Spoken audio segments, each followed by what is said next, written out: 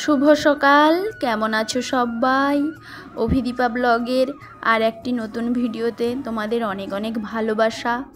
তো সকাল সকাল এই জানালাটা খোলা মাত্রই পাহাড়ের অপরূপ সৌন্দর্য দেখে সত্যি মনটা ভরে যায়। কারণ আমাদের কাছে পাহাড় একটা স্বপ্নের মতো, কারণ আমরা তো নদীমাতৃক দেশের লোক। তো আমাদের কাছে পাহাড়টা খুব প্রিয় বা ভালো লাগে চোখে দেখতে, যে এরকম একটা সুন্দর দৃশ্য। তো চলো তোমাদের সঙ্গেও একটু শেয়ার করে নিই।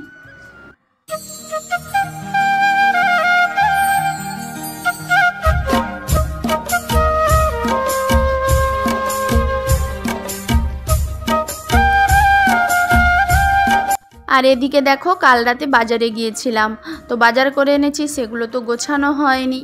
আর এই যে মুড়ি প্যাকেটটা দেখো, এটার দাম 10 টাকা, একবার একজন খেলেই শেষ হয়ে যাবে। তো এরকম দুটো মুড়ি প্যাকেট নিয়ে এসেছি।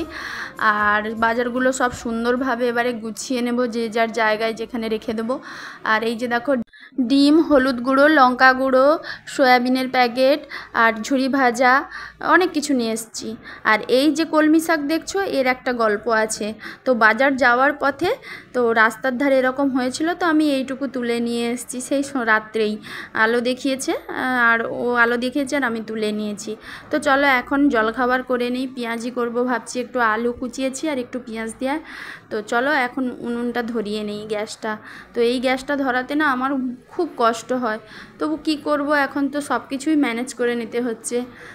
তো চলো খাবারটা তাড়াতাড়ি তৈরি করে নিই, নাহলে ও আবার তাড়াতাড়ি খেতে চলে আসবে, তখন খুব মুশকিল হয়ে যাবে।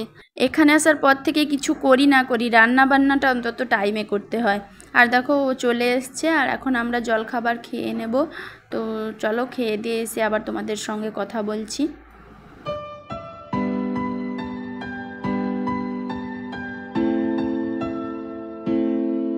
খাওয়া দাওয়া তো সব শেষ হয়ে গেল, আর ও কাজে চলে গেল। আর আমি এখন দেখো হাতে একটু সার্ফ গুঁড়ো নিয়েছি, তো বেসিনটা পরিষ্কার করে নেব। আর বেসিনটা মাঝে মাঝে এরকম পরিষ্কার করে নিই, তো কোনো দিন তোমাদের সঙ্গে শেয়ার করিনি, আজকের করছি। আর বেসিনটা না পরিষ্কার করলে খুব নোংরা হয়ে যায়। তো চলো করে নিই।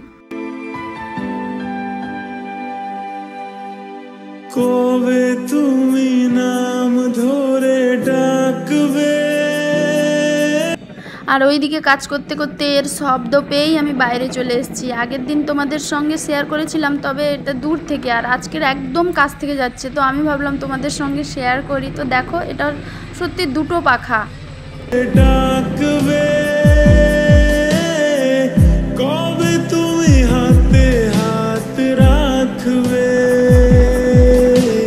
সেই আশাতে দিন কাটাতে মন শুধু চায়, সেই আশাতে দিন কাটাতে। তো এবার শাক সবজি নিয়ে বসে পড়েছি, আনাজ কাটতে হবে, আর না কাটলে হবে না, তো তাড়াতাড়ি রান্নাটা বসাতে হবে। দেখো কাটাকুটি সব শেষ, আর এবারে রান্না করতে চলে যাব। তো আজকে দেখো কি কি রান্না করেছি। ঝিঙা আলুর তরকারি, আর হচ্ছে এই যে কলমি শাকের ভাজা, এইটুকু হয়েছে দেখো, আর মাছের ঝোল। তো কলমি শাকের ভাজাটা না সত্যি বলছি খুব সুন্দর হয়েছিল, এত ভালো লাগছিল। ওই দুটি চোখ যেন কিছু বলে যায়।